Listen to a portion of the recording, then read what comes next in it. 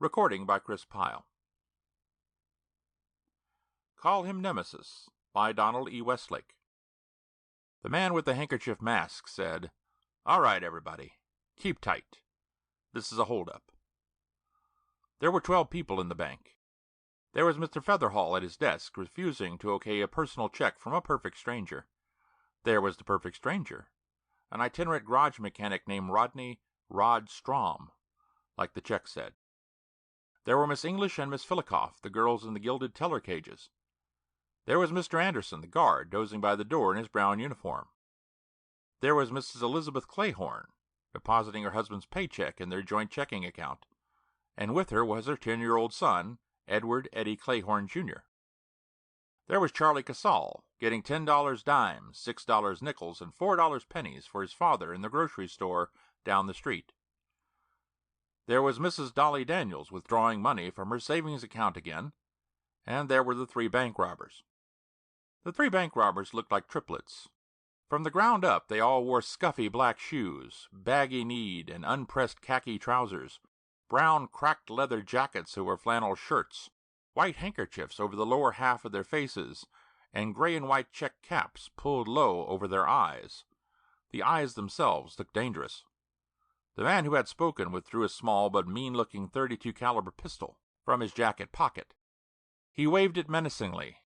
One of the others took the pistol away from Mr. Anderson, the guard, and said to him in a low voice, "Think about retirement, my friend." The third one, who carried a black satchel like a doctor's bag, walked quickly around behind the teller's counter and started filling it with money. It was just like the movies.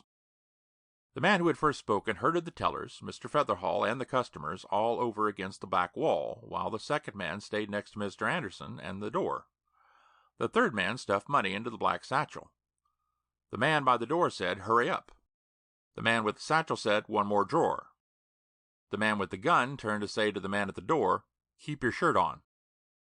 That was all Miss English needed. She kicked off her shoes and ran pelting in her stocking feet for the door. The man by the door spread his arms out and shouted, "Hey!" The man with the gun swung violently back, cursing, and fired the gun. But he had been moving too fast, and so had Miss English, and all he hit was the brass plate on Mr. Featherhall's desk. The man by the door caught Miss English in a bear hug. She promptly did her best to scratch his eyes out. Meanwhile, Mr. Anderson went scooting out the front door and running down the street toward the police station in the next block, shouting, "Help! Help! Robbery!" The man with the gun cursed some more. The man with the satchel came running around from behind the counter, and the man by the door tried to keep Miss English from scratching his eyes out. Then the man with the gun hit Miss English on the head. She fell unconscious to the floor, and all 3 of them ran out of the bank to the car out front, in which sat a very nervous-looking 4th man, gunning the engine. Everyone except Miss English ran out after the bandits to watch. Things got very fast and very confused then. 2 police cars came driving down the block and a half from the precinct house to the bank, and the car with the 4 robbers in it lurched away from the curb and drove straight down the street toward the police station. The police cars and the getaway car passed one another, with everybody shooting like the ships in pirate movies. There was so much confusion that it looked as though the bank robbers were going to get away after all. The police cars were aiming the wrong way, and as they come down with sirens wailing, there was a clear path behind them. Then, after the getaway car had gone more than 2 blocks, it suddenly started jouncing around. It smacked into a parked car and stopped, and all the police went running down there to clap handcuffs on the robbers when they crawled dazedly out of their car. "Hey," said Eddie Clayhorn, 10 years old. "Hey, that was something, huh, Mom?" "Come along home," said his mother, grabbing his hand. "We don't want to be involved." "It was the nuttiest thing," said Detective Sergeant Stevenson. "An operation planned that well, you'd think they'd pay attention to their getaway car, you know what I mean?" Detective Sergeant Pauling shrugged. "They always slip up," he said. "Sooner or later, on some minor detail, they always slip up." "Yes, but their tires." "Well," said Pauling, "it was a stolen car. I suppose they just grabbed whatever was handiest." "What I can't figure out," said Stevenson, "is exactly what made those tires do that. I mean, it was a hot day and all, but it wasn't that hot. And they weren't going that fast. I don't think you could go fast enough to melt your tires down." Pauling shrugged again. We got them. That's the important thing. Still and all, it's nutty. They're free and clear, barreling out Rockaway toward the belt. And all at once, their tires melt. The tubes blow out, and there they are. Stevenson shook his head. I can't figure it. Don't look a gift horse in the mouth, suggested Pauling. They picked the wrong car to steal. And that doesn't make sense either, said Stevenson. Why steal a car that could be identified as easily as that one? Why, what was it, a foreign make? No, it was a Chevy, two-tone, 3 years old, looked just like half the cars on the streets, except that in the trunk lid, the owner had burned in "The Scorpion" in big black letters. You could see half a block away. Maybe they didn't notice it when they stole the car, said Pauling. For a well-planned operation like this one, said Stevenson. They made a couple of really idiotic boners. It doesn't make any sense. What do they have to say about it? Pauling demanded. Nothing. What do you expect? They'll make no statement at all. The squad room door opened, and a uniformed policeman stuck his head in. The owner of that Chevy's here, he said. Right, said Stevenson. He followed the patrolman down the hall to the front desk. The owner of the Chevy was an angry-looking man of middle-age, tall and punchy. John Hastings, he said. They say you have my car here. I believe so, yes, said Stevenson. I'm afraid it's in pretty bad shape. So I was told over the phone, said Hastings grimly. I've contacted my insurance company. Good. The car is in the police garage around the corner if you'd come with me. On the way around, Stevenson said, I believe you reported the car stolen almost immediately after it happened. That's right, said Hastings. I stepped into a bar on my route. I'm a wine and liquor salesman. When I came out 5 minutes later, my car was gone. You left the keys in it? Well, why not? Demanded Hastings belligerently. If I'm making just a quick stop, I never spend more than 5 minutes with any one customer. I always leave the keys in the car. Why not? The car was stolen, Stevenson reminded him. Hastings grumbled and glared. It's always been perfectly safe up till now. Yes, sir, in here. Hastings took one look at his car and hit the ceiling. It's ruined, he cried. What did you do to the tires? Not a thing, sir. That happened to them in the holdup. Hastings leaned down over one of the front tires. Look at that. There's melted rubber all over the rims. These rims are ruined. What did you use, incendiary bullets? Stevenson shook his head. No, sir. When that happened, they were 2 blocks away from the nearest policeman. Humph. Hastings moved on around the car, stopping short to exclaim, What in the name of God is that? You didn't tell me a bunch of kids had stolen the car. It wasn't a bunch of kids, Stevenson told him. It was 4 professional criminals. I thought you knew that. They were using it in a bank holdup. Then why did they do that? Stevenson followed Hastings' pointing finger and saw again the crudely lettered words, The Scorpion, burned black into the paint of the trunk lid. I really don't know, he said. It wasn't there before the car was stolen? Of course not. Stevenson frowned. Now, why in the world did they do that? I suggest, said Hastings with heavy sarcasm, you ask them that. Stevenson shook his head. It wouldn't do any good. They aren't talking about anything. I don't suppose they'll ever tell us. He looked at the trunk lid again. It's the nuttiest thing, he said thoughtfully. That was on Wednesday. The Friday afternoon mail delivery to the Daily News brought a crank letter. It was in the crank letter's most obvious form. That is, the address had been clipped, a letter or word at a time, from a newspaper and glued to the envelope. There was no return address. The letter itself was in the same format. It was brief and to the point. Dear Mr. Editor, the Scorpion has struck. The bank robbers were captured. The Scorpion fights crime. Crooks and robbers are not safe from the avenging Scorpion. Warn your readers. Sincerely yours, the Scorpion. The warning was duly noted, and the letter filed in the wastebasket. It didn't rate a line in the paper. The bank robbery occurred in late June. Early in August, a Brooklyn man went berserk. It happened in Canarsie, a section in southeast Brooklyn, near Jamaica Bay. This particular area of Canarsie was a residential neighborhood composed of 1 or 2 family houses. The man who went berserk was a motor vehicle bureau clerk named Jerome Higgins. 2 days before, he had flunked a civil service examination for the 3rd time. He reported himself sick and spent the 2 days at home, brooding, a bottle of blended whiskey at all times in his hand. As the police reconstructed it later, Mrs. Higgins had attempted to awaken him on the third morning at 7:30, suggesting that he really ought to stop being so foolish and go back to work. He then allegedly poked her in the eye and locked her out of the bedroom. Mrs. Higgins then apparently called her sister-in-law, a Mrs. Thelma Stodbetter, who was Mr. Higgins' sister. Mrs. Stodbetter arrived at the house at 9 o'clock and spent some time tapping at the still locked bedroom door, apparently requesting Mr. Higgins to unlock the door and stop acting like a child. Neighbors reported to the police that they heard Mr. Higgins shouting a number of times, "Go away, can't you let a man sleep?" At about 10:15, neighbors heard shots from the Higgins residence, a 2-story, one-family pink stucco affair in the middle of a block of similar homes. Mr. Higgins, it was learned later, had suddenly erupted from his bedroom, brandishing a .30-30 hunting rifle, and being annoyed at the shrieks of his wife and sister, had fired 7 shells at them, killing his wife on the spot and wounding his sister in the hand and shoulder. Mrs. Stodbetter, wounded and scared out of her wits, raced screaming out the front door of the house, crying for the police and shouting, "Murder! Murder!" At this point, the neighbors called the police. One neighbor additionally phoned 3 newspapers and 2 television stations, thereby earning $40 in news tip rewards.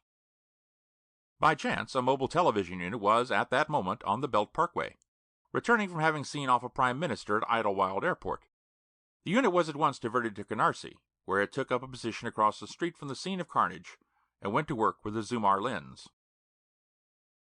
In the meantime, Mr. Higgins had barricaded himself in his house, firing at anything that moved. The 2 cameramen in the mobile unit worked their hearts out.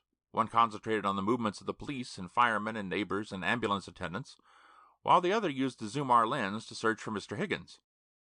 He found him occasionally, offering the at-home audience brief glimpses of a stocky, balding man in brown trousers and undershirt, stalking from window to window on the 2nd floor of the house. The show lasted for nearly an hour. There were policemen everywhere and firemen everywhere, and neighbors milling around down at the corner where the police had roped the block off, and occasionally Mr. Higgins would stick his rifle out a window and shoot at somebody. The police used loudspeakers to tell Higgins he might as well give up. They had the place surrounded and could eventually starve him out anyway. Higgins used his own good lungs to shout obscenities back and challenge anyone present to hand-to-hand combat. The police fired tear gas shells at the house, but it was a windy day, and all the windows in the Higgins house were either open or broken. Higgins was able to throw all the shells back out of the house again. The show lasted for nearly an hour. Then it ended, suddenly and dramatically. Higgins had showed himself to the Zoomar lens again for the purpose of shooting either the camera or its operator. All at once he yelped and threw the rifle away. The rifle bounced onto the porch roof, slithered down to the edge, hung for a second against the drain, and finally fell barrel first onto the lawn. Meanwhile, Higgins was running through the house, shouting like a wounded bull. He thundered down the stairs and out, hollering, to fall into the arms of the waiting police. They had trouble holding him. At first they thought he was actually trying to get away, and then one of them heard what it was he was shouting, "My hands! My hands!" They looked at his hands. The palms and the palm side of the fingers were red and blistering from what looked like severe burns. There was another burn on his right cheek and another one on his right shoulder. Higgins, thoroughly chastened and bewildered, was led away for burn ointment in jail. The television crew went on back to Manhattan. The neighbors went home and telephoned their friends. On-duty policemen had been called in from practically all of the precincts in Brooklyn. Among them was Detective Sergeant William Stevenson. Stevenson frowned thoughtfully at Higgins as that unhappy individual was led away and then strolled over to look at the rifle. He touched the stock, and it was somewhat warm, but that was all. He picked it up and turned it around. There, on the other side of the stock, burned into the wood, were the crudely shaped letters, "The Scorpion." You don't get to be precinct captain on nothing but political connections. Those help, of course, but you need more than that. As Captain Hanks was fond of pointing out, you needed as well to be both more imaginative than most. You got to be able to second-guess the smart boys, and to be a complete realist. You got to have both feet on the ground. If these were somewhat contradictory qualities, it was best not to mention the fact to Captain Hanks. The realist side of the captain's nature was currently at the fore. "Just what are you trying to say, Stevenson?" he demanded. "I'm not sure," admitted Stevenson. "We've got these 2 things. First, there's the getaway car from that bank job. The wheels melt for no reason at all. and somebody burns the scorpion onto the trunk. Then yesterday, this guy Higgins out in Canarsie, he says the rifle all of a sudden got too hot to hold, and he's got the burn marks to prove it. And there on the rifle stock, it is again, the scorpion. He says he put that on there himself, said the captain. Stevenson shook his head. His lawyer says he put it on there. Higgins says he doesn't remember doing it. That's half the lawyer's case. He's trying to build up an insanity defense. He put it on there himself, Stevenson, said the captain with weary patience. What are you trying to prove? I don't know. All I know is it's the nuttiest thing I ever saw. And what about the getaway car? What about those tires melting? They were defective, said Hanks promptly. All 4 of them at once? And what about the thing written on the trunk? How do I know? Demanded the captain. Kids put it on the car before it was stolen, maybe. Or maybe the Hoods did it themselves. Who knows? What do they say? They say they didn't do it, said Stevenson. And they say they never saw it before the robbery, and they would have noticed it if it had been there. The captain shook his head. I don't get it, he admitted. What are you trying to prove? I guess, said Stevenson slowly, thinking it out as he went along, I guess I'm trying to prove that somebody melted those tires and made that rifle too hot and left his signature behind. What? You mean like in the comic books? Come on, Stevenson. What are you trying to hand me? All I know, insisted Stevenson, is what I see. And all I know, the captain told him, is Higgins put that name on his rifle himself. He says so. And what made it so hot? Hell, man, he'd been firing that thing at people for an hour. What do you think made it hot? All of a sudden? He noticed it all of a sudden when it started to burn him. How come the same name showed up each time then? Stevenson asked desperately. How should I know? You know as well as I do these things happen. Bunch of teenagers burgle a liquor store and they write the Golden Avengers on the plate glass in lipstick. It happens all the time. Why not the scorpion? It couldn't occur to 2 people? But there's no explanation, started Stevenson. What do you mean there's no explanation? I just gave you the explanation. Look, Stevenson, I'm a busy man. You got a nutty idea, like Wilcox a few years ago. Remember him? Got that idea there was a fiend around loose stuffing all those kids into abandoned refrigerators to starve. He went around trying to prove it and getting all upset, and pretty soon they had to put him away in the nuthatch. Remember? I remember, said Stevenson. Forget this silly stuff, Stevenson, the captain advised him. Yes, sir, said Stevenson. The day after Jerome Higgins went berserk, the afternoon mail brought a crank letter to the Daily News. Dear Mr. Editor, you did not warn your readers. The man who shot all those people could not escape the scorpion. The scorpion fights crime. No criminal is safe from the scorpion. Warn your readers. Sincerely yours, the scorpion. Unfortunately, this letter was not read by the same individual who had seen the first one 2 months before. At any rate, it was filed in the same place and forgotten. Halloween is a good time for a rumble. There's too many kids around for the cops to keep track of all of them, and if you're picked up carrying a knife or a length of tire chain or something, why, you're on your way to a Halloween party and you're in costume. You're going as a JD. The problem was this schoolyard. It was a block wide with entrances on 2 streets. The street on the north was Challenger territory, and the street on the south was Scarlet Raider territory, and both sides claimed the schoolyard. There had been a few skirmishes. A few guys from both gangs had been jumped and knocked around a little, but that had been all. Finally, the warlords from the 2 gangs had met and determined that the matter could only be settled in a war. The time was chosen, Halloween. The place was chosen, the schoolyard. The weapons were chosen, pocket knives and tire chains, okay, but no pistols or zip guns. The time was fixed, 11 p.m., and the winner would have undisputed territorial rights to the schoolyard, both entrances. The night of the rumble, the gangs assembled in their separate club rooms for last-minute instructions. Debs were sent out to play chicken at the intersections nearest the schoolyard, both to warn of the approach of cops and to keep out any non-combatant kids who might come wandering through. Judy Canzanetti was a Deb with the Scarlet Raiders. She was 15 years old, short and black-haired, and pretty in a movie magazine gum-chewing sort of way. She was proud of being in the auxiliary of the Scarlet Raiders and proud also of the job that had been assigned to her. She was to stand chicken on the southwest corner of the street. Judy took up her position at 5 minutes to 11. The streets were dark and quiet.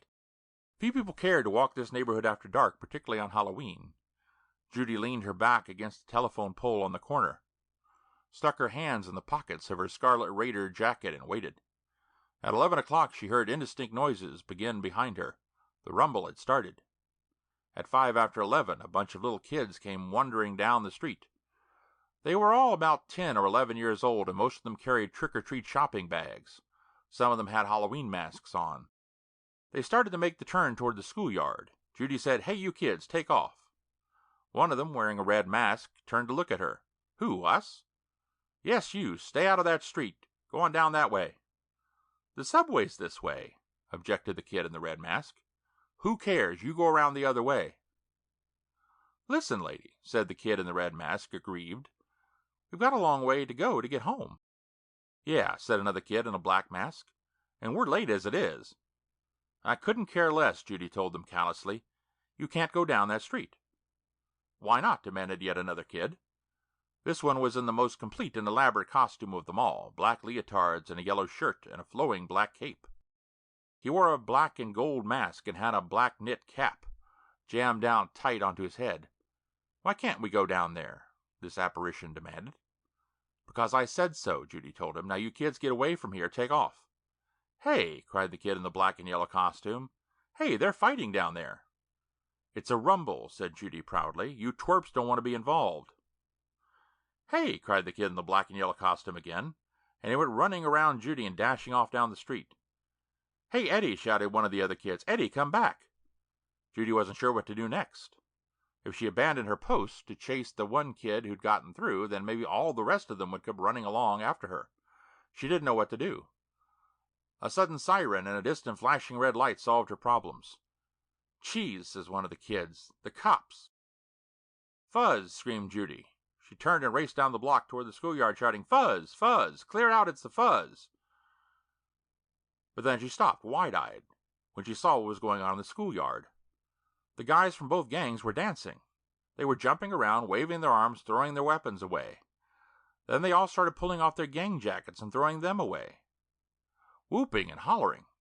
They were making such a racket themselves that they never heard Judy's warning. They didn't even hear the police sirens, and all at once both schoolyard entrances were full of cops. A cop had tight hold of Judy, and the rumble was over. Judy was so baffled and terrified that everything was just one great big blur. But in the middle of it all, she did see the little kid in the yellow and black costume go scooting away down the street. And she had the craziest idea that it was all his fault.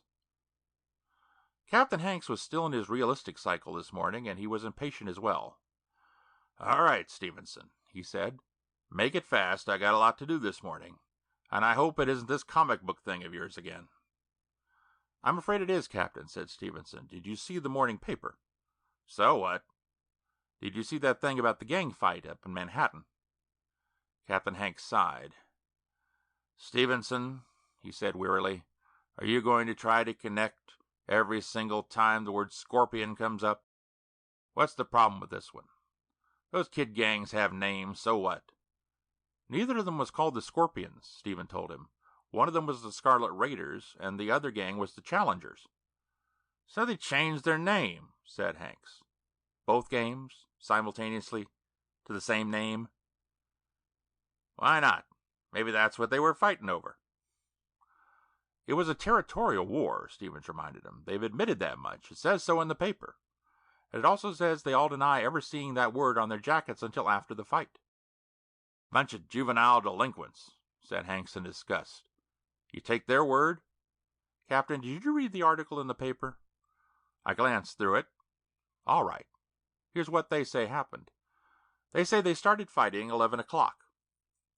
And they just got going when all at once, all the metal they were carrying, knives and tire chains and coins and belt buckles and everything else got freezing cold, too cold to touch. And then their leather jackets got freezing cold, so cold they had to pull them off and throw them away. And when the jackets were later collected, across the name of the gang on the back of each one had been branded the Scorpion." "Now let me tell you something," said Hanks severely. "They heard the police sirens, and they threw all their weapons away. Then they threw their jackets away to try to make believe they hadn't been part of the gang that had been fighting. But they were caught before they could get out of the schoolyard. If the squad cars had showed up a minute later, the schoolyard wouldn't have had anything in it but weapons and jackets, and the kids would have been all over the neighborhood, nice as you please, minding their own business and not bothering anybody. That's what happened. And all this talk about freezing cold and branding names into jackets is just some smart-aleck punk's idea of a way to razz the police. Now, you just go back to worrying about what's happening in this precinct, and forget about kid gangs up in Manhattan and comic book things like the Scorpion, or you're going to wind up like Wilcox with that refrigerator business. And I don't want to hear any more about this nonsense, Stevenson. Yes, sir, said Stevenson.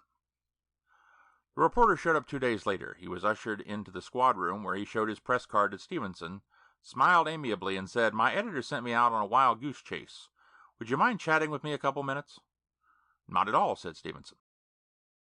The reporter, whose press card gave his name as Tom Roberts, settled himself comfortably in the chair beside Stevenson's desk.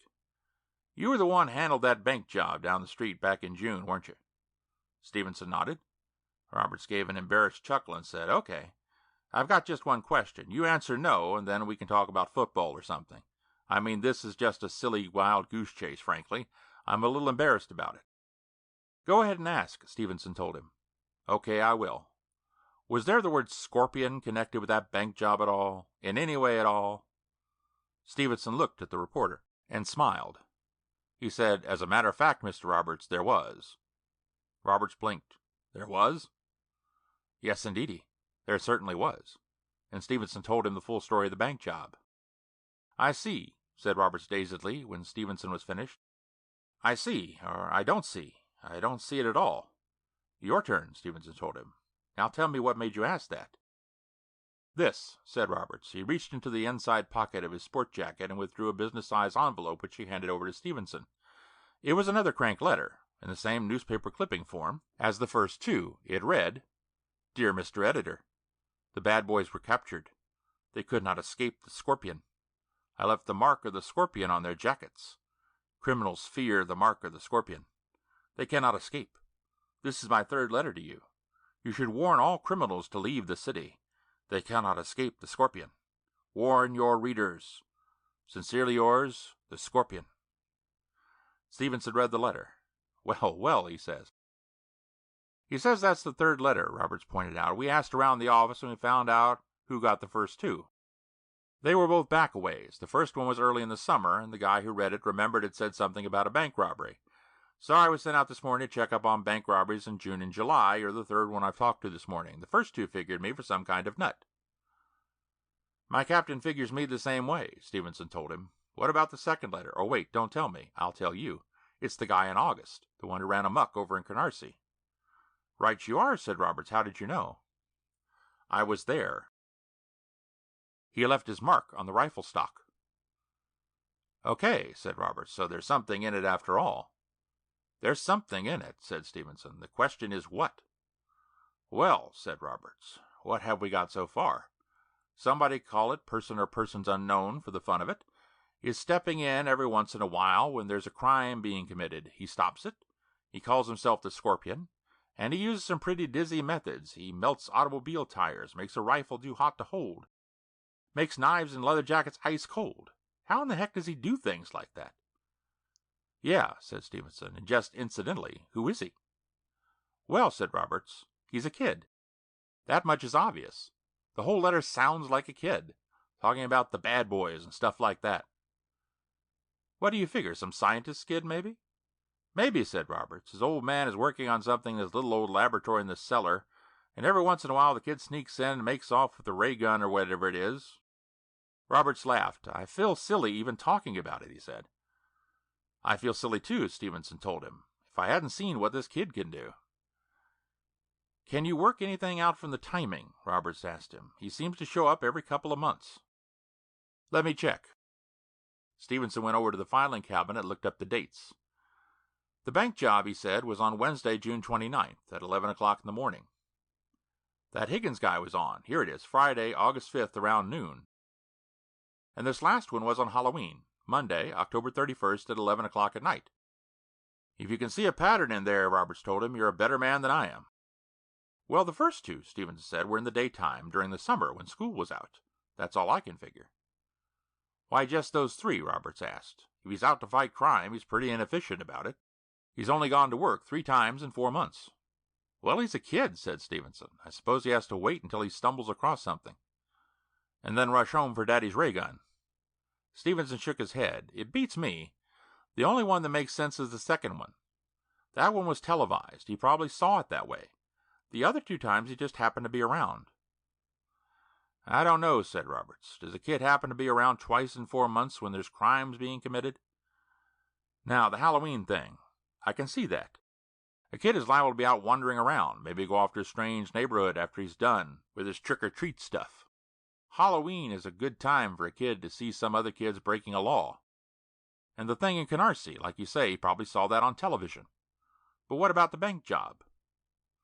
That was the first, said Stevenson thoughtfully. That was what set him off. He was there at the time, just by accident, and he saw they were getting away, so he zapped them. And right away he put the drama into it. Right on the spur of the moment, he decided to be the Scorpion. Then he sent the letter to your paper. But nothing else happened, and the paper didn't print anything about his letter or what he'd done, and he kind of forgot about it until he was watching television and saw the Higgins thing. Pow! The Scorpion rides again. And then it died down again until a couple nights ago he saw the rumble and pow all over again. What you're saying, Roberts told him, is that this kid wanders around with Daddy's zap gun all the time. That doesn't seem very likely. Face it, said Stevenson. Daddy's zap gun isn't the likeliest thing I ever heard of either. I don't know how the kid does this. For that matter, it's only an educated guess that it's a kid we're after. Okay, said Roberts. So what do we do now? Now, said Stevenson, I think we talk to the captain. And then I have a feeling we'll be talking to the FBI. Judy Canzanetti was a frightened girl. First there had been that crazy thing in the schoolyard, and then being dragged in by the police, and then being chewed out by Mom, and now here she was being dragged in by the police again for absolutely nothing at all. They were all there in the big empty room like a gymnasium in the police station. The guys and devs from both gangs all milling around and confused, and the cops were taking all the kids out one at a time and questioning them. When the cop pointed at her and said, "Okay, you're next," Judy almost broke into tears. This wasn't like anything she knew or anything she could have expected. This wasn't like after the rumble with the guys wisecracking the cops and nothing to worry about but a chewing out from Mom. This was scary. They were taking people out one at a time to question them, and nobody was coming back into the room. And who knew what happened to you when it was your turn?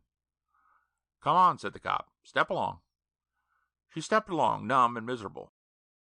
There were 4 men in the room to which she was led. They were sitting behind a long table, with notebooks and pencils and ashtrays on the table. In front of them was a straight-backed, armless chair. The cop set her down in the chair and left the room. One of the men said, "Your name is Judy Canzanetti, is that right?" "Yes, sir," it came out in a whisper.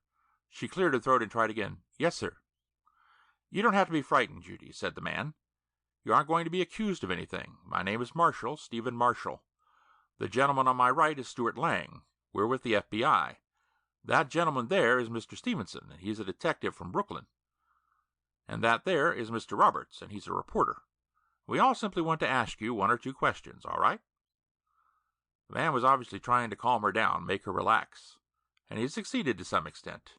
Judy said, "Yes, sir," in a small voice, and nodded, no longer quite so frightened. None of the 4 men were particularly frightening in appearance. The 2 FBI men were long and lean, with bleak, bony faces like cowboys. The detective was a short, worried-looking man with a paunch and thinning black hair, and the reporter was a cheerful, round-faced man in a loud sport coat and a bow tie. "Now," said Marshall, "you were present at the time of the gang fight on Halloween, is that right?" "Yes, sir." "Well, no, sir. Not exactly. I was down at the corner." Mr. Marshall smiled briefly. "On lookout?" he asked. "Yes, sir." "I see. And do you remember seeing anyone present at all aside from the boys and the 2 gangs and the police?" "No, sir. That is, except a bunch of little kids. They came along just before the police." "A bunch of little kids." The detective named Stevenson said urgently, "Did you recognize any of them?" "No, sir. They weren't from around the neighborhood." Marshall said, "You never seen them before?" "No, sir. They were just a bunch of little kids. Grade school kids. They were out with costumes on and everything, playing trick-or-treat." "Did they go near the schoolyard at all?" "No, sir, except for one of them. You see, I was supposed to keep people away, tell them to go around the other way. And these kids came along. I told them to go around the other way, but they said they had to get to the subway." "The subway?" echoed Stevenson. "Yes, sir. They said they were out too late anyway, and it was a long way to go to get home." The man named Marshall said, "You said one of them did go down by the schoolyard." "Yes, sir. I told them all to go around the other way, and the one kid said, 'Hey, they're fighting,' or something like that, and he ran down the street. I tried to stop him, but he got away from me." "And then what happened?" asked Stevenson. "Then I saw the fuzz, the police, coming. I ran down to warn everybody, and all the guys were jumping around throwing their coats away. And the little boy? I didn't see him at all anymore, except after the police came. I saw him running around the corner." "What did the boy look like?" Stevenson asked. "Gee, I don't know, sir." "You don't know?" "No, sir. He was in his Halloween costume." The four men looked at one another. "A costume," said the one named Roberts, the reporter. "My God, a costume!" "Yes, sir," said Judy. "It was all black and gold, tight black pants and a yellow shirt and a black cape and a funny kind of mask that covered his face, black and gold, and a kind of cap like maybe a skull cap on his head, black, only it was knit, like the sailors wear in the Merchant Marine." "Black and gold," said Roberts. He seemed awed by something. "So you can't identify this boy at all," said Stevenson forlornly. "One of the other kids called him Eddie," he said, suddenly remembering. They spent 15 minutes more with her, going over the same ground again and again, but she just didn't have any more to tell them, and finally they let her go. Mr. Featherhall and Miss English were distant but courteous. It was, after all, banking hours. On the other hand, these four men were police and FBI on official business. "It has been a rather long time," Featherhall objected gently. "Well over 4 months." "It seemed to me," said Miss English, "that the police took the names of all the people who'd been here at the time of the robbery." "There may have been other people present," suggested Marshall, "who left before the confusion was over. There are any number of people in the world who like to avoid being involved in things like this." "I can certainly appreciate their position," said Miss English, reminiscently touching her fingertips to her head. "Miss English was very brave," Featherhall told the police. "She created the diversion that spoiled their plans." "Yes, we know," said Marshall. "We've heard about what you did, Miss English." "To tell the truth," she said primly, "I was most concerned about the boy. To be exposed to something like that had his tender—" "Boy," interrupted Stevenson rudely. "Did you say boy?" "Well, yes," said Miss English. "There was a little boy in here at the time with his mother. Didn't you know?" "No, we didn't," said Marshall. "Could you describe the boy?" "Well, he was, not more than 10 years old, if that. And it has been a long time, as Mr. Featherhall said. He was just a child, a normal average child." "Not exactly average," said Stevenson cryptically. "You said he was in here with his mother," said Marshall. "That's right. I've seen her in here a number of times." "Yes, of course," said Marshall. "Has she been here since the robbery?" asked Stevenson. "Yes, I believe she has." "So that you would recognize her if you saw her again?" "Yes, I would. I'm sure I would. She almost always comes in with the boy. Oh, no, she doesn't. Not any more. Not since school started. But she did all summer." "She comes in often, then?" "I believe so," said Miss English. "Fairly often." Marshall produced a small card, which he handed to Miss English. "The next time she comes in," he said, "we'd appreciate it if you'd call us at that number. Ask for me, Mr. Marshall." "I will," said Miss English. "I surely will." The four of them sat talking in Marshall's office. Tom Roberts had his shoes off, his feet on the windowsill, his spine curved into a chair, and a cigarette dangling from the corner of his mouth. He had one eye closed and was sighting between his socked feet at the building across the way. "The thing that bothers me," he said, the cigarette waggling in his mouth, "is just that I'm sure as I can be that I'll never get to write a word of this story. You gimlet-eyed types will clamp down on this kid, and that'll be the end of it. Security, by George. National defense. I wonder whatever happened to the freedom of the press." "The press overworked it," Marshall told him. "The thing is," said Lang, "whatever weapon or machine this boy is using, it's something that the government knows absolutely nothing about. We've sent up a report on the effects of this thing, whatever it is, and there's been the damnedest complete survey of current government research projects you can imagine. There is nothing at all like it, even on the drawing boards. Whatever the boy is using," said Marshall, "and wherever he got it from, it isn't a part of the government's arsenal of weapons." "Which it has to be," Lang added. Can you imagine a weapon that selectively increases or decreases the temperature of any particular object or any specific part of an object from a distance? I wouldn't like to be sitting on a stockpile of hydrogen warheads with somebody aiming that weapon at me. He simply presses the hot button and blooey. You see a jet bomber coming, said Marshall. You point the weapon, press the cold button, and flame out. That pilot bought the farm. What I'd like to know, said Lang, is where he got his hands on this thing in the first place. Not only is there no machine or weapon we know of which can do this sort of thing, but our tame experts assure us that no such machine or weapon is possible. Great, said Stevenson. We're looking for a 10-year-old kid armed with a weapon that no adult in the country could even imagine as possible. The phone rang at that point, and for a second no one moved. They all sat and looked at the jangling phone. And then Marshall and Lang moved simultaneously, but it was Marshall who answered. Marshall here. The others watched him, heard him say, Yes, Miss English, right. Reached forward on the desk for pad and pencil. Right, got it. You're sure that's the one? Right. Thank you very much. Marshall cradled the phone and looked at the others. The woman came in. Her name is Mrs. Albert J. Clayhorn, and she lives on Newkirk Avenue. Miss English said the number would be near East 17th. 5 blocks from the bank, said Stevenson. And about 80 blocks from Higgins' house, said Roberts. That's why it took him so long to go to work that time. He saw what was happening on television, grabbed his weapon and his trusty bike, and went riding out to Canarsie. The Scorpion rides again. Marshall looked at his watch. It's only a little after 1, he said. We can talk to the mother before the boy comes home. Right, said Stevenson, getting to his feet. Mrs. Elizabeth Clayhorn was a short, roundish, pleasant-faced woman in a flower-patterned apron. She looked at the identification Marshall showed her and smiled uncertainly. FBI? I don't Well, come in. Thank you. The living room was neat and airy. The 4 men settled themselves. Marshall, uncomfortably, was the spokesman. I'm going to have to explain this, Mrs. Clayhorn, he said, and frankly, it isn't going to be easy. You see, he cleared his throat and tried again. Well, here's the situation. Someone in New York has a rather strange machine of some sort. Well, it's sort of a heat machine, I suppose you could say. And we've traced it through its use to your son. To Eddie? Mrs. Clayhorn was looking very blank. Eddie? I take it, said Marshall, instead of answering, that your son hasn't told you about this machine. Well, no. Well, of course not. I mean, he's just a little boy. I mean, how could he have any sort of machine? What is it, a blowtorch, something like that? Not exactly, said Marshall. Could you tell me, Mrs. Clayhorn, what your husband does for a living? Well, he runs a grocery store. The Bohacks up on Flatbush Avenue. I see. Lang took over the questioning. Are there any other persons living here, Mrs. Clayhorn, any boarders? No, there's only the 3 of us. Well, is Eddie interested in anything of a scientific nature, in school, perhaps? Oh, Lord, no. He hasn't had any real science subjects yet. He's only in the 5th grade. His best subject is history. That's because he likes to read, and history's all reading. He got that from me. I read all the time.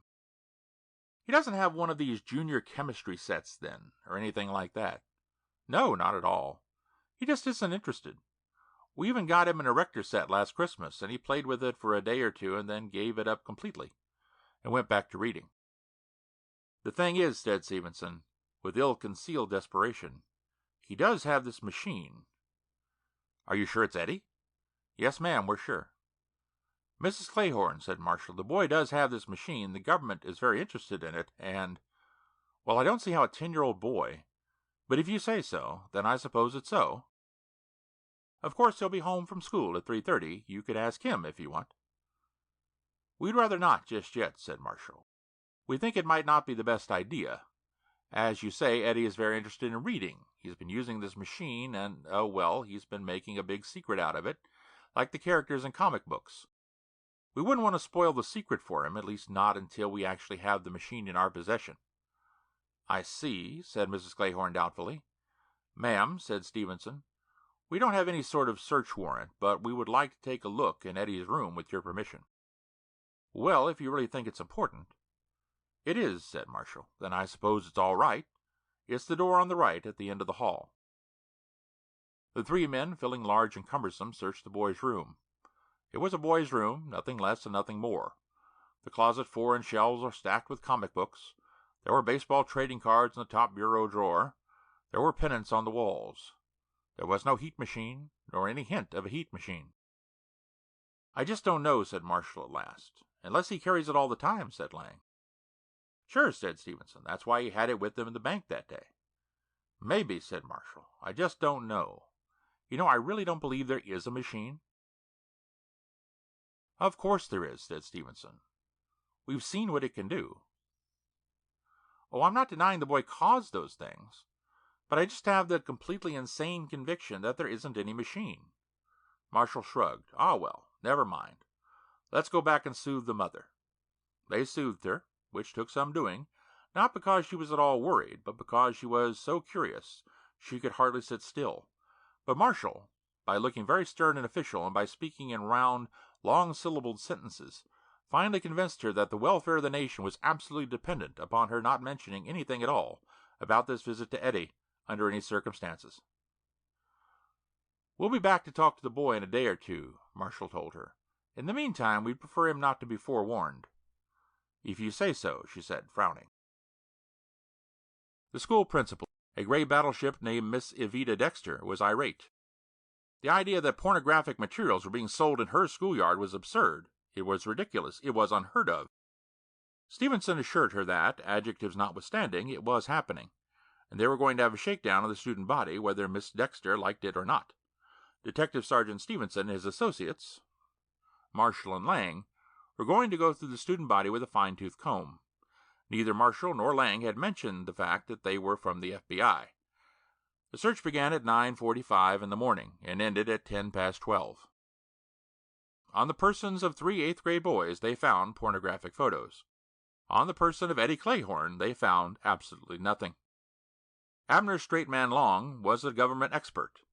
He was more or less a government expert in the ready reserve, since he had never once been called upon to use his expertise for the government. Not until now. Abner Straight Man Long was resident professor of psychology at Mandar University.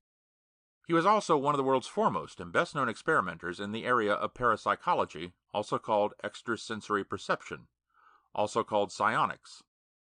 The government, as a matter of principle, didn't believe in psionics, but the government, also as a matter of principle, kept a psionics expert handy, just in case. The just in case had maybe happened. Professor Long sat in Marshall's office and listened stolidly to the problem. The expert was a tall, barrel-chested man, with a fantastic shock of white hair exploding out in all directions from his head. His nose was bulbous, his jaw out-thrust, his eyes deep-set, his ears hairy, his hands huge, and his feet huger. He looked like a dressed-up lumberjack of the old school. He listened, and they talked, and every once in a while he nodded and said, "Huh?" His voice was, predictably, basso profundo. Then they were finished, and Professor Long summed it all up. "He changes the temperature of objects, yes?" "Yes," said Marshall. "You looked for a machine, yes?" "Yes, and we didn't find it." "And your thermodynamics people said no such machine could exist anyway, yes?" "That's right." "Then why did you look for it?" "Because," said Marshall desperately, "we've seen it in action. That is, we've seen the result of its use." "Yes," said the professor. He sucked on his lower lip and abstractedly watched his thumbs twiddle. "Pyrotic," he announced at last. "I beg your pardon?" asked Marshall. "Pyrotic," repeated the professor. "Yes, yes, pyrotic. Do you know what that is?" "No," said Marshall. "Good," said the professor. "Neither do I, but I have a theory." There are more theories than there are phenomena. That always happens. But listen to this theory. The mind reaches into the object on the molecular level and adjusts the molecules so. The temperature changes, do you see? "Not exactly," said Marshall doubtfully. "Neither do I. Never mind. I know lots of theories. None of them make any sense. But they all try to explain." "If you say so," said Marshall. "Yes, I say so. Now, as a psychologist, I will tell you something else. This boy has made this secret, yes? The Scorpion, he calls himself. And like his heroes of the comic books, he uses his power for good. Shazam, yes. Captain Marvel?" "Yes," said Stevenson, nodding emphatically. "Now what happens if you go to the boy and tell him, We know you are the Scorpion. Your secret is out. What happens then?" "I don't know," said Marshall. "Think," suggested Professor Long. "Batman, let us say, or Superman. Quite apart from fighting crime, what is the major task confronting these heroes? That of maintaining the secrecy of their identity, yes?" The four men nodded. "Now," said Professor Long, "to the mind of a 10-year-old boy, what is the implication?" "The implication is this. If the secret of the identity is lost, the power of the hero is also lost. That is the clear implication, yes?" "You mean this boy wouldn't be able to do it any more if we went and talked to him?" asked Lang. "I don't say that," cautioned the professor. "I do say this. He will believe that he has lost the power, and this belief may be sufficient to destroy the power. Yes?" "In other words," said Marshall, "you're saying that we can't ask this boy how he manages his stunt, because if we do, then he probably won't be able to manage it anymore." "A distinct possibility," said the professor, "but only a temporary possibility. The drama of the Scorpion will not, I imagine, survive puberty." "But will the ability survive puberty?" "No one can know. No one can even guess." "Well, here's the thing," said Marshall, "not downgrading your theories at all, Professor. They are nevertheless still only theories. Frankly, given my choice between an impossible machine and a boy with the power to think things hot and cold, I'll give the impossible machine the edge. At this point, accepting the idea of the machine, our next move is simple. We go ask the boy to give it to us. From what you say, we can't even do that."